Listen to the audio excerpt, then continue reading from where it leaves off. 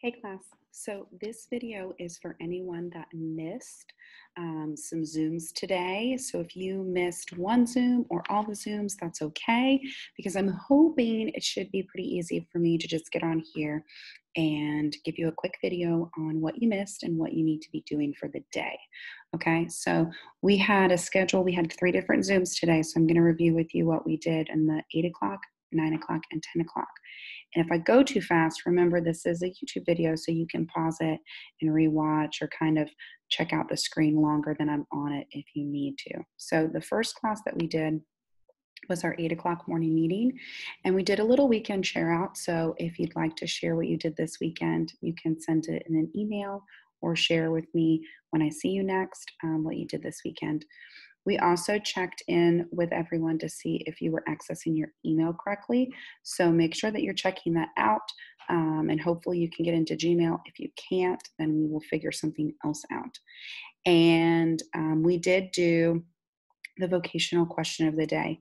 You don't have this in front of you, so we just did it as a group. So you can turn to somebody in your house and talk to them and share your answer for this question right here. Do you like to help other people? Yes or no? And you can get a spare piece of paper or a notebook and write this down. This was just a little extra bonus question of the day. So, do you like to help other people? Okay. So that was our 8 o'clock class. So I know I went fast. You can rewind this and relook at it if you need to, but we just kind of checked in together and talked about our weekend, did that vocational question, and then checked out and asked any questions about the email. Okay. Your homework for that class was watch CNN 10. I know I have one friend that doesn't watch CNN 10, so just make sure that you're doing your daily journal for the day. Okay. And if you didn't get your packet yet, don't worry about it. Start that when you get your packet, whenever you pick it up, because I know I have a few friends that haven't gotten their packet work yet, and that's all right. All right, so moving on, our 9 o'clock class, we did reading, and we read the News to You article. So if you have it, great, pull it out. If you don't, I'm about to pull it up and share that with you, and we'll read it together, okay? We read that article and talked about it during our class, and then you do have an extra page to do for your homework. But like I said, if you don't have your packet work, that's okay, because it'll be really easy for you to catch up and do that whenever you get it. I promise. And I'll show you which one it is. So we're going to go ahead and pull up the article, and I'm going to scroll because I was at the end of it. And you can just listen and follow along, and we'll read it together, okay? I'm going to make it big. Okay. All right, so our News to You article this week, we're going to read this all week, so this won't be the last time that you hear this, but it's called School Year Decisions. All right. A new school year starts soon in the United States, in the US. This school year may be different because of the coronavirus. Coronavirus spreads from person to person. School leaders do not want it to spread in schools. And of course, our school year has already started. It started last week. School leaders want to keep students and teachers healthy.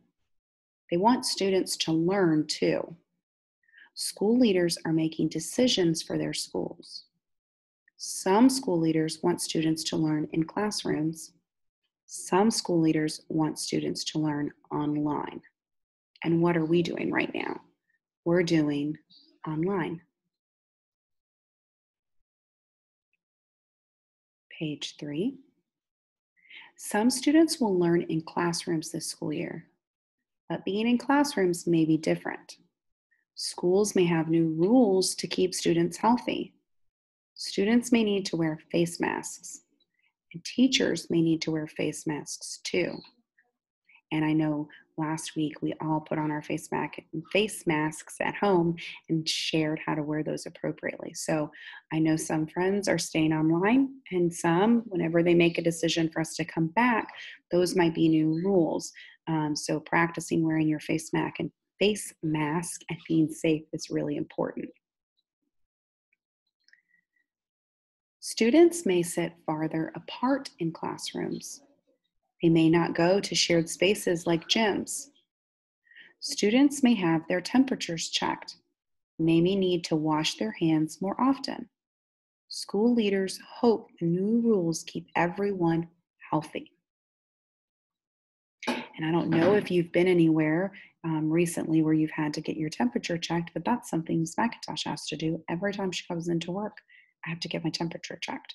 So that's going to be a new rule coming into school whenever that happens for you guys. And when I say you guys, I mean students. Some students will learn online this school year. Many of these students will learn at home, like you're doing now. These students may use laptops, tablets, or computers. Teachers will send schoolwork to students. So you're using your iPad to access this video, and then hopefully if you will get that packet in the next week, you'll have your packet of work to go along with our online learning. Students may have classes online. They may use cameras to see each other. Students may see their teachers and classmates online. They may talk to each other online too. Parents and caregivers may help students learn online. So when we did our class at 9 o'clock, I told everybody, go ahead and turn to whoever's helping you and give them a big thank you. Because I know it takes a whole lot of us to get this online thing going and to work really right. Page 7. Some students will learn both in classrooms and online. Students may learn in classrooms some days. They may learn online other days. Rules may change during the school year too. School leaders will make decisions about the rules. Last page. Learning is important. School leaders want students to learn. They want to keep students and teachers healthy too. School leaders are making decisions about their schools. What will your school do this school year? And we already know we're going online, right? You're doing this video online right now. Okay, so that was our reading. If you have your packet, awesome. If you don't, go ahead and just wait until you get it. And this will be the page. So you're going to get all these pages. We're not getting to them yet. But for Monday's assignment, I want you to go all the way down when you get your packet, so don't worry. And you're going to do this game page. So if you have it now, great, go ahead and complete it. If you don't, whenever you get your packet of stuff, find this game page. It should be really easy. It's just telling you to choose the pictures that have to do with this article we read together. Okay?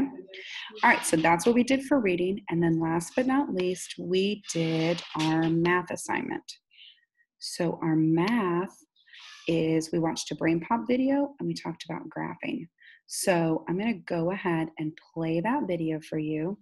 And I don't know if it's going to work. If not, I can send it as a link, but we're going to try it out. And then, of course, getting on your IXL and logging your 20 minutes. And then you're good to go. You'll have to check with Coach if you missed anything. But this is the video that you will watch if you missed any of today's Zooms. And you can always go back and look at things if it went too fast. Okay? So let's pull up this video and let's see if it works. All right. We're going to watch it together. It's really cool. It's all about graphing. Hopefully it works. Oh, refresh. Let's see. And this is Brain Pop Junior. I really love this. You can access this on your own and play around with it at home if you like it. Okay.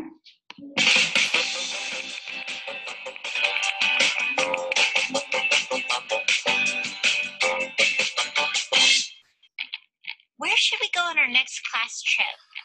The zoo, the firehouse, or the apple orchard? I'm taking a survey and making a tally chart. What are surveys and tally charts? A survey is a list of questions used to collect information or opinions. Let's see. There are 3 dinosaurs here. Let's take a survey to find out which one our classmates like best. We can use a tally chart to record data or information. Let's see. Moby likes the Stegosaurus the best.